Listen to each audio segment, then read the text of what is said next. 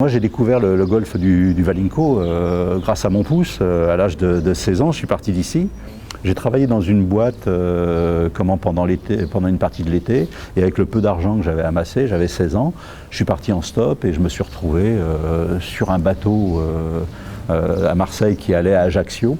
Et à Ajaccio, sur le bateau, il y avait des gamines de mon âge, comme ça, et je me suis retrouvé en descendant du bateau avec une gamine accrochée à mon bras, à monter dans un autocar pour aller dans un centre de vacances. On a cru que j'en faisais partie, et je me suis retrouvé dans un autocar qui m'a amené à côté de Propriane. Et donc, j'ai découvert cet endroit-là à l'âge de 16 ans. J'y suis resté 1 mois et demi, comme ça, à vivre sur les plages et tout. Ça a été... J'étais transplanté d'Aubervilliers des années 60, de 65 et ainsi de suite, et transplanté dans un endroit absolument hallucinant, quoi, hallucinant. Et donc c'est ça, ces souvenirs-là, et ça a forgé mon amour de l'ailleurs, de toujours essayer d'aller voir ailleurs comment c'était et tout, mais c'est la Corse qui a ouvert mes yeux sur le monde, quoi.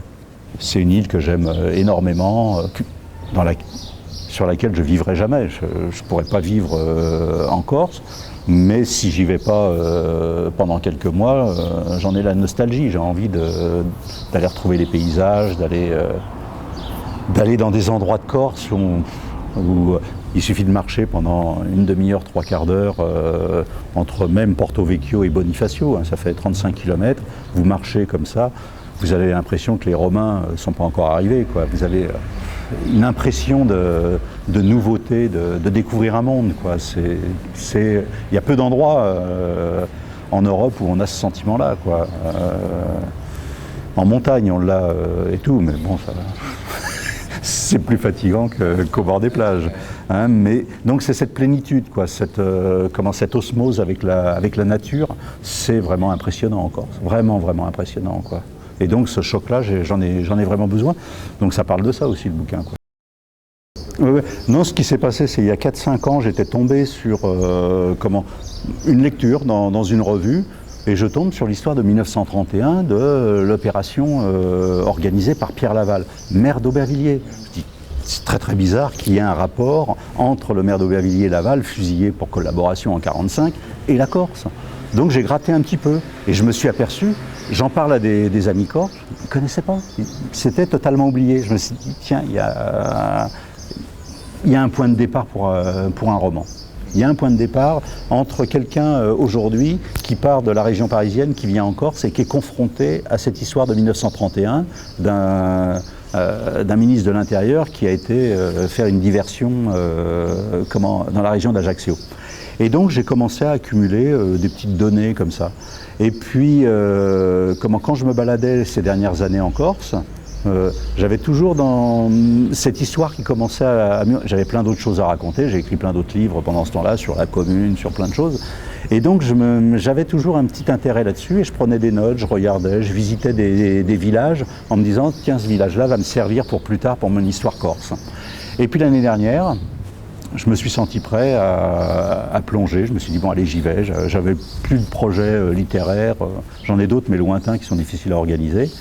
Et donc j'ai consacré, je suis allé tout le mois de juin 2012 à côté d'Ajaccio, et pendant que la famille était en vacances le matin et qui se reposait des soirées que permet le mois de juin, hein, jusqu'à point d'heure, je prenais la voiture et je faisais 20 bornes et j'allais à Ajaccio, aux archives départementales, et j'ai dépouillé toute la presse nationale et la presse locale sur 1931, les photos et ainsi de suite. Et donc là, j'ai accumulé énormément de données que je restitue pour une part dans le livre. Donc ça s'est fait de cette manière-là, mais j'avais pas un projet d'expliquer telle ou telle chose et tout, c'était d'essayer de brosser un portrait de la Corse qui soit complexe, qui se résume pas aux stéréotypes.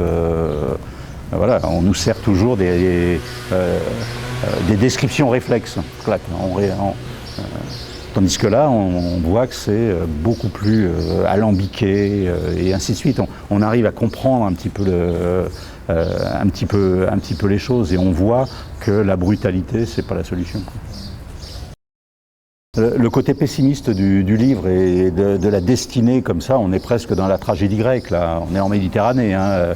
Et puis il y a la mère de Lysia qu'on voit apparaître 2-3 fois, qui s'appelle Laetitia comme ça, et on a l'impression d'une tragédienne grecque comme ça, au bord de la mer, sur la falaise, avec une jupe noire battue par le vent, les cheveux et tout. On est avec Irène Papas pratiquement, des choses comme ça, mais c'est voulu pour montrer qu'il y a ça. Et principalement sur cette île de Corse, quand on voit les meurtres en Corse comme ça, on dit encore un, encore un, encore un. Donc il y en a 25 par an. Rapporté à la population corse, c'est 25 meurtres pour 250 000 habitants. Si on fait le même ratio avec la France entière, on passe de 700 meurtres par an en France à 8 000. Donc on voit déjà, on a l'impression qu'on s'égorge, on se tue à tir à l'arigot en France. S'il y en avait 12 fois plus, il y aurait des milices dans toutes les villes. On ne pourrait pas circuler sans un gilet pare-balles, tellement le Parisien libéré serait des faits divers de la première. Donc la pression de l'insécurité, du meurtre, du sang, des assassinats sur la Corse est décuplée par rapport à ce qui se passe en France. Le livre se passe sur 20 jours et il y a 20 meurtres. C'est le bilan d'une année, mais j'ai tout mis sur... Mais justement, je l'ai mis sur 20 jours, sur 3 semaines, pour donner ce sentiment c'est totalement implacable. Tous les jours, on est confronté à ça et tout. Et donc, ça rend véritablement compte de ce qui pèse sur les épaules des habitants de Corse. C'est cette prégnance du crime. Une chose, par exemple, il y a Manuel Valls qui est venu en Corse ces temps derniers. Il a dit que les bouches s'ouvrent, parler, fin de l'omerta. Il n'a pas compris une chose. C'est que l'omerta en Corse, c'est pas une complicité, c'est pas une approbation, c'est une prison. Les gens sont prisonniers du silence. Si on parle, pour certains on est mort, ou on est isolé et on doit prendre le bateau. Donc dire aux gens parler, c'est une totale inconscience. C'est pas comme ça que les choses se font. C'est comprendre pourquoi le silence s'est installé. Interroger le silence. Interroger le silence, ça c'est intéressant. Mais dire parler, c'est de l'inconscience totale, c'est de l'inconséquence. Et tous les gens qui ont essayé de faire ça, ça n'a pas abouti. C'est pas comme ça qu'on libère ces sociétés du silence. Il y a le nationalisme, mais il y a aussi cet attachement à la République. Et j'ai l'impression qu'une grande part du problème, c'est que la République, ici en Corse comme ailleurs, elle n'a pas tenu ses promesses. Elle a dit des choses et elle les a pas tenues. Donc on est toujours dans ça. Dire qu'il y a un problème social énorme en Corse, c'est 2 départements qui sont parmi les plus pauvres de France. L'éducation nationale, elle est dans un état de grande difficulté. Les Corses, quand on est là-bas, ils vous disent, si vous êtes malade, quel est le meilleur hôpital de Corse? Ils disent, le meilleur hôpital de Corse, c'est l'avion. Il faut prendre l'avion pour aller à Marseille, à Nice, à Toulon. Les hôpitaux sont dans un état qui ne donne pas confiance. Donc voilà, il faut régler tous ces problèmes-là, que la République se montre comme quelque chose qui est garant de l'intérêt public. Et là, on règle une partie des problèmes. Si on prend le problème corse par le problème du meurtre et de la délinquance, on renforce les stéréotypes. On n'a pas tout faux, mais on a beaucoup faux, beaucoup. C'était un clin d'œil, les relations avec la Corse, entre une partie des Corses, ça c'est quelque chose qui abîme le pays, Arabie Fora, c'est-à-dire dehors les Arabes. Pendant une période, il y a une partie dévoyée du mouvement nationaliste qui a exécuté des jeunes Marocains parce qu'ils faisaient partie de groupes qui dealaient du hashish. Bien sûr qu'il faut démanteler les réseaux de gens qui font du deal et tout, mais il y a quelque chose qui s'appelle la justice, où on fait des enquêtes et tout. Là, il y a eu des meurtres qui ont été commis. Et donc, il y a un racisme comme ça qui s'est emparé d'une part de la population corse. Racisme qui a été autorisé par cette partie dévoyée des nationalistes et qui est aujourd'hui récupéré par le Front National. Front National, il faisait 3%, 4%.